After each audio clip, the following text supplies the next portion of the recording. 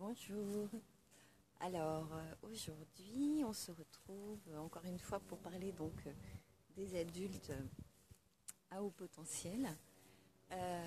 Aujourd'hui je voulais aborder avec vous un des critères qui est particulièrement important. Bon, ils le sont tous, mais en tout cas un qui revient souvent sur le questionnement des personnes justement par rapport à ce diagnostic. Donc ce critère-là est l'hypersensibilité. Donc déjà on va faire le point sur ce qu'est l'hypersensibilité, parce que il y a des gens qui font l'amalgame avec le côté fragile, le côté qui ne supporte rien, etc. Alors on est très très éloigné de tout ça. L'hypersensibilité déjà regroupe un certain nombre de choses qui ne concernent pas seulement les émotions.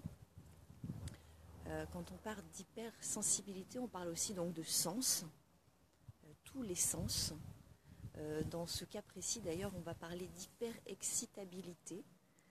L'hyperexcitabilité, c'est le fait d'avoir une sensibilité toute particulière qui concerne les 5 sens. Et je dis bien les 5 sens. En dehors des adultes à haut potentiel, en dehors des hauts potentiels, il n'y a personne qui manifeste cette caractéristique d'hypersensibilité, d'hyperexcitabilité, pardon. Donc l'hyperexcitabilité, qu'est-ce que c'est? Donc c'est cette sensibilité particulière donc des 5 sens. Ça va être par exemple au niveau de la lumière. Là, moi je suis en train d'en faire les frais. Malgré un ciel très gris, le soleil perce très fort. En tout cas en ce qui me concerne, je subis l'intensité du soleil comme ça dans l'œil. On va avoir cette sensibilité de certaines lumières, de certaines choses comme ça. Évidemment, comme ça concerne les 5 sens, ça peut être également au niveau donc, de l'oreille, au niveau de certains sons. Il y a certaines personnes qui vont entendre la même chose que vous et qui ne vont pas être gênées, et vous allez être gêné par ce son, ce bruit, ce son, voilà. Ça va être alors aussi donc les étiquettes qui grattent dans les vêtements. Ça c'est un gros un gros souci chez les hauts potentiels. Ils ne supportent pas les étiquettes en général. Si ça les énerve trop, ça devient les spécialistes du coupage d'étiquettes immédiat dans tous leurs vêtements. Donc ça c'est l'hyperexcitabilité, donc qui est inclus dans cette hypersensibilité dont on parle. Donc vous voyez, on est loin de l'hyperémotivité dont certains décrivent, que certains utilisent pour décrire l'hypersensibilité. L'hypersensibilité, ça va être aussi une grande acuité à percevoir les choses. C'est-à-dire que au contact de personnes qu'ils connaissent ou pas, peu importe, ils vont ressentir des choses. Donc on est vraiment dans le domaine de la perception, puisque bien souvent d'ailleurs ils sont en incapacité à expliquer pourquoi ils ressentent ça. Ils vont ressentir que c'est ok ou que ça n'est pas ok avec cette personne. Et quand on va leur demander pourquoi, effectivement, 9 fois sur 10, ils ne sauront pas vraiment dire. Je ne sais pas, je le sens pas, quoi. Ou non, je le sens super bien là. Oui, mais pourquoi? Pourquoi? J'en sais rien. Je sais. C'est pas du domaine du tangible, c'est pas du domaine de quelque chose que tu peux expliquer comme un plus un. C'est pas ça. C'est le domaine de la perception. La perception, le ressenti que l'on a, ça aussi, c'est inclus donc dans l'hypersensibilité dont on parle. D'ailleurs, pour aller encore plus loin, en termes de perception et de ressenti que peuvent avoir les hauts potentiels, quel que soit leur âge, ça peut aller jusqu'à la perception de l'invisible. Donc là, ça touche encore à un niveau supérieur. Il y a effectivement, on va trouver notamment et terriblement de hauts potentiels parmi les gens qui font la clairvoyance, la clairaudience, la clairsentience, etc. Voilà, parce que ce ressenti, cette perception, cette hypersensibilité, elle va très loin en fait. En tout cas, elle peut aller très loin. pour peu effectivement que le haut potentiel ne soit pas dans cette catégorie qu'on peut appeler les HPI, c'est-à-dire le haut potentiel intellectuel, celui qui bien souvent à un moment de sa vie s'est coupé de ses émotions pour ne pas souffrir, toujours la même chose. Celui-là, effectivement, il a du chemin à faire s'il veut à nouveau déjà retrouver ses émotions et puis ensuite donc être dans tous ces ressentis-là. Mais le haut potentiel en général est réellement dans le ressenti au quotidien, quoi. Il va être ça va être un peu une éponge par rapport aux événements aussi. Donc,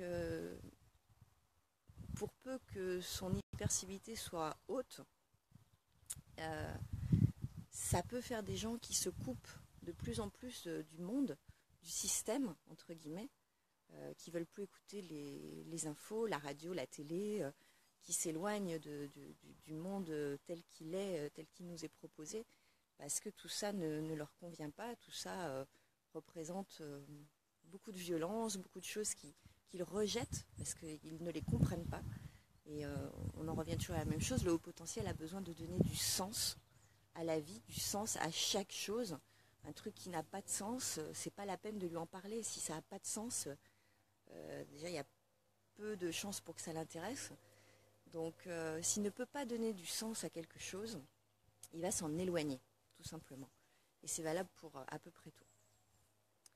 Donc voilà, on va avoir donc différentes catégories de haut potentiel. On va avoir ceux qui vont donc se couper un peu du monde, un peu beaucoup même parfois, parce qu'ils veulent se protéger, hein, tout simplement.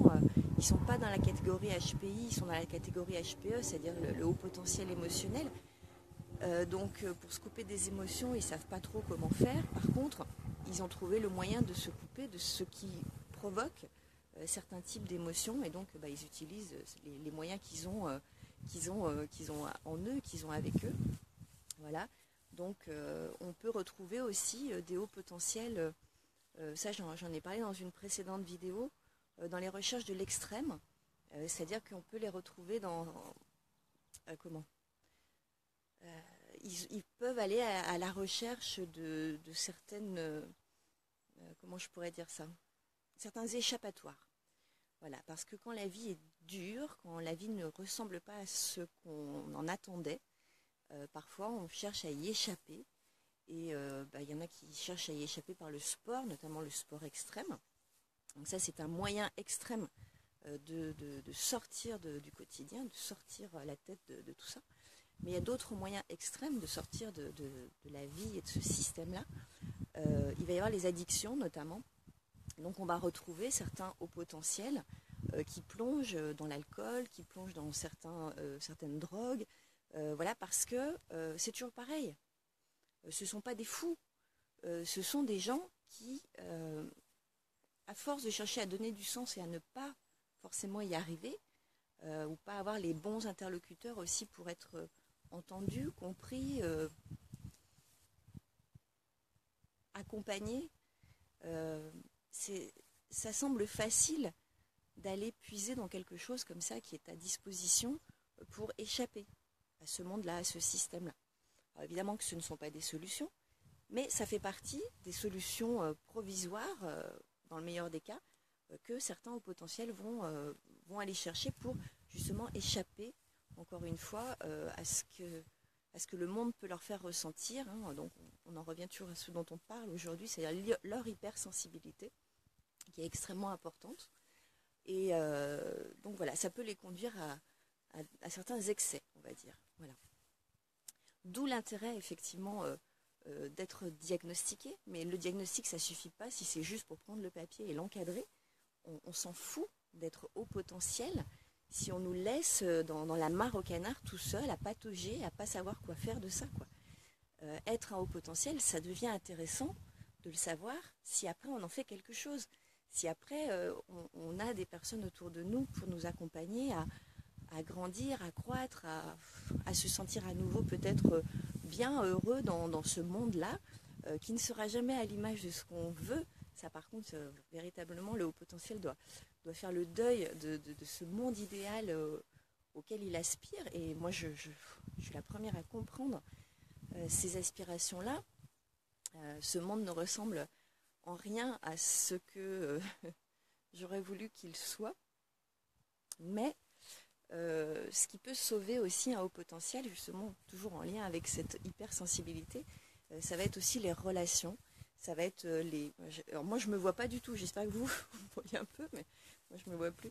Voilà, ce qui va sauver le haut potentiel aussi, ça va être souvent donc les relations proches et bienveillantes qu'il peut avoir.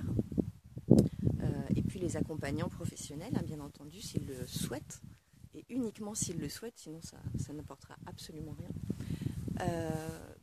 Parce que le haut potentiel étant très relié à ses émotions et aux émotions en général, peut trouver le salut dans l'amour, mais l'amour au sens universel, hein, c'est pas forcément l'amour entre un homme et une femme, entre deux hommes, entre deux femmes, c'est pas ça, c'est l'amour universel, l'amour amitié, l'amour fraternel, voilà, bon. Le salut peut aussi passer par là. Donc c'est important de savoir bien s'entourer quand on est un haut potentiel. Alors si on a la chance d'avoir une famille ou des amis qui sont déjà bienveillants et qui savent respecter cette différence que l'on a, que tout comme on respecterait quelqu'un qui est, je sais pas moi, qui est en surpoids, je veux dire, on ne va pas l'exclure de la famille parce qu'il est en surpoids, on ne va pas exclure un haut potentiel parce qu'il est haut potentiel. À un moment donné, voilà, donc c'est très très important d'avoir des personnes autour de soi qui sont en capacité à comprendre qui on est. Alors, à cause de ça, il y a de nombreux sites ou de forums qui se créent sur le net de rencontres entre zèbres. Moi, j'ai été y faire un tour, je ne suis pas extrêmement satisfaite. Je vous donne que mon avis, hein, on est d'accord, ça m'appartient, j'ai pas la vérité, mais je vous le donne quand même. Ce que je n'ai pas aimé, parce qu'il y a quelque chose vraiment que je n'ai pas aimé, c'est que ça tourne en boucle, uniquement sur le fait du haut potentiel. Or, moi, en tant que haut potentiel, ce que je cherchais à trouver dans ce lieu, dans ce type de lieu, c'était des gens effectivement qui ont tendance à être comme moi, mais pas pour qu'on se gratte le nombril ensemble. Ça n'offre aucun intérêt pour moi, c'est pas ça. Ce que je cherchais, c'était des personnes avec lesquelles on pouvait échanger, éventuellement créer des amitiés, enfin voilà, à grandir ensemble. Et j'ai trouvé des gens qui se grattaient le nombril en se disant à quel point ils étaient dans la souffrance et tout ça. Et je ne suis pas fan de ça. Je crois que quand on souffre, qu'il y ait des moments dans nos vies où on l'exprime et où on est malheureux, tout simplement, c'est normal. Hein, on n'est pas des surhommes, encore une fois.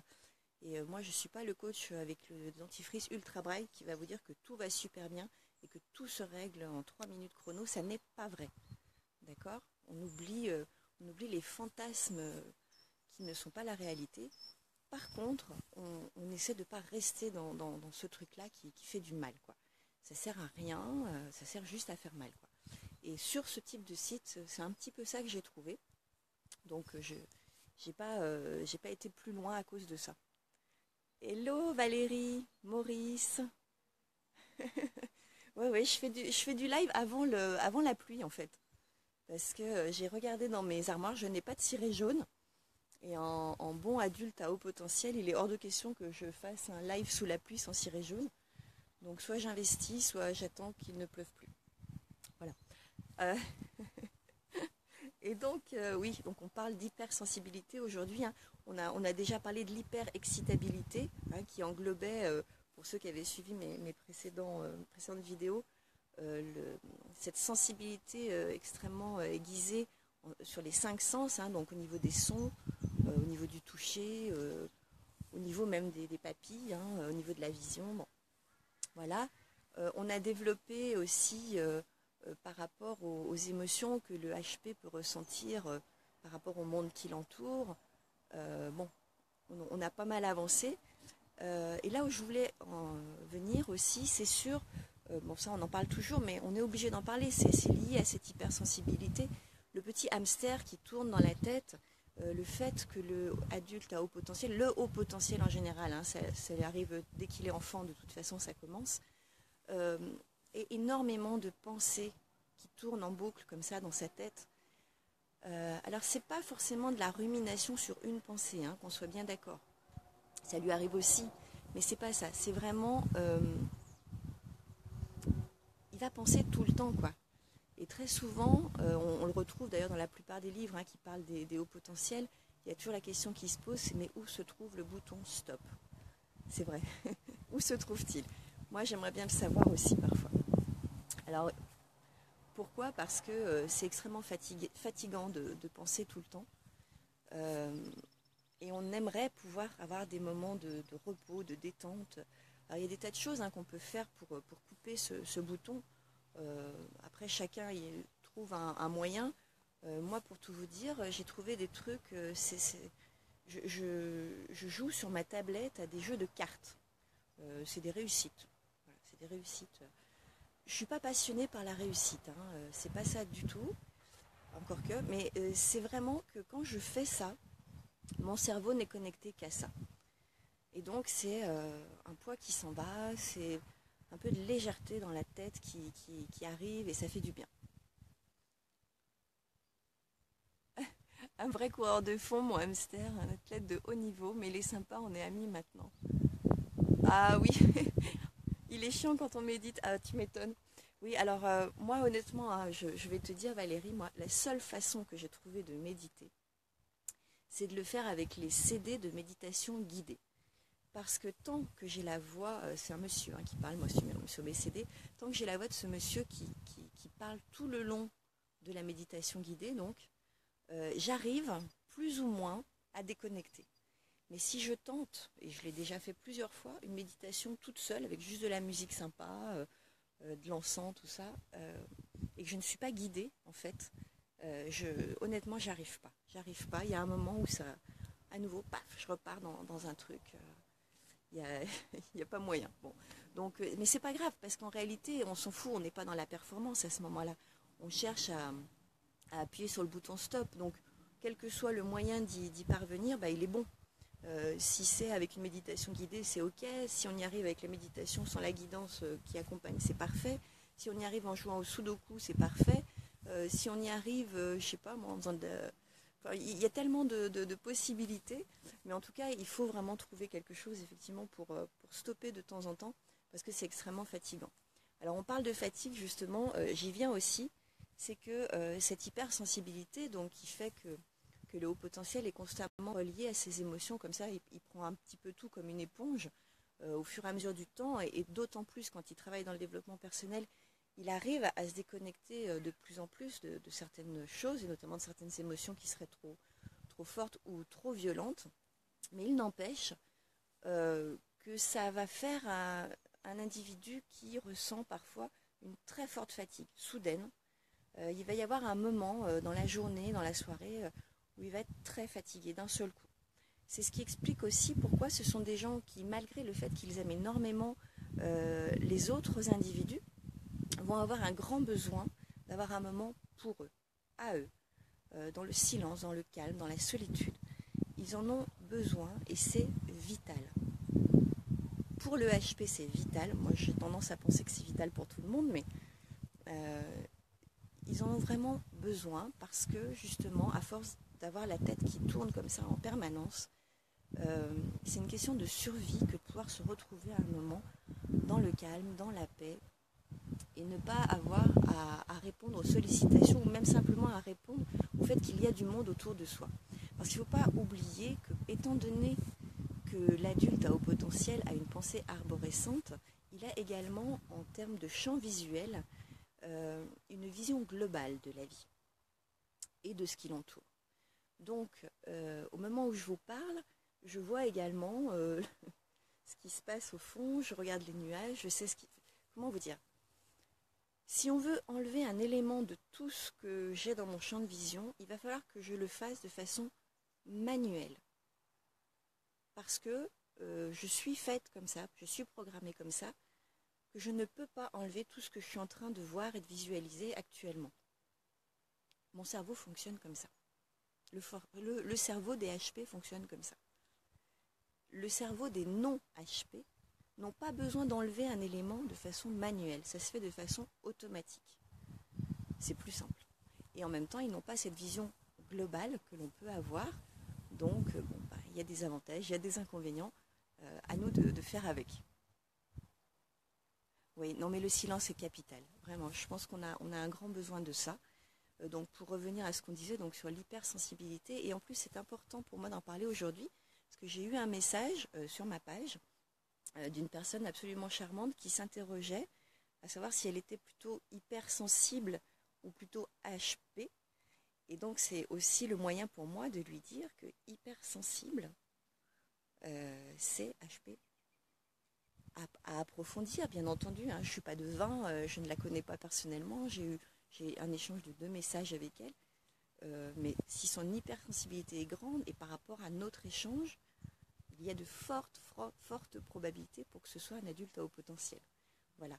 Mais c'est intéressant cette question qu'elle m'a posée, parce que ça veut dire qu'il y a encore beaucoup de gens qui différencient l'hypersensibilité de l'adulte à haut potentiel. Alors qu'il y a des choses à différencier par rapport à l'adulte à haut potentiel, notamment des gens qui vont avoir un QI extrêmement élevé, qu'on va appeler les génies, ceux-là, qui n'ont pas forcément les symptômes, entre guillemets, de l'adulte à haut potentiel. Il va y avoir également ceux qui ont le syndrome d'Asperger, avec énormément de similitudes avec l'adulte à haut potentiel, avec le haut potentiel, et qui ne sont pas des adultes à haut potentiel. Il y a une grosse confusion aussi là qui se fait. Si vous voulez des précisions, je vous invite à aller rencontrer des psychologues professionnels qui vous expliqueront la différence entre le syndrome d'Asperger et l'adulte à haut potentiel, parce qu'il y a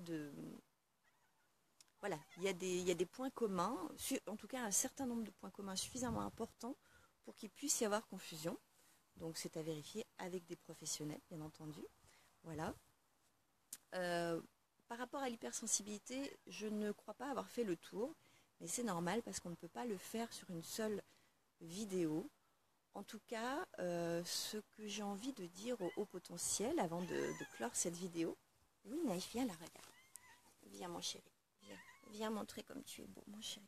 Voilà, ce que j'ai envie de dire au haut potentiel avant de clôturer cette vidéo, c'est essayer vraiment le plus possible d'être à l'écoute de ce que vous ressentez. Ne vous coupez pas de vos émotions, elles vous parlent, elles ont un enseignement à vous donner, notamment quand vous êtes en relation avec des personnes, que vous les connaissiez bien ou pas. Faites confiance à votre intuition, à vos ressentis, parce que justement votre hypersensibilité fait que vous voyez là où d'autres ne voient pas, fait que vous percevez là où d'autres ne perçoivent pas, et fait que vous ressentez là où d'autres ne ressentent pas. Donc faites confiance à cette belle qualité, parce que c'est pas qu'une qualité, on en est tous conscients, ça fait beaucoup souffrir, donc on sait que c'est pas que ça, mais au moins profitez des avantages de cette hypersensibilité. Et puis encore une fois, on peut travailler là-dessus, sans avoir besoin de se couper de ses émotions, en restant soi-même intact, mais en apprenant à se protéger de ce qui fait mal. Voilà, donc je vous laisse. En fait, j'ai ressenti 2-3 gouttes et je n'ai pas de parapluie au-dessus de mon smartphone. Ça serait dommage que ça se termine mal. Je vous embrasse très fort. Merci d'avoir été là. Merci beaucoup Valérie. Merci. J'ai vu passer des noms, mais alors comme je suis myope, je pourrais vous identifier tout à l'heure. Passez une belle fin de journée et je vous dis à demain, à moins que le ciel ne me tombe sur la tête. À demain, merci beaucoup.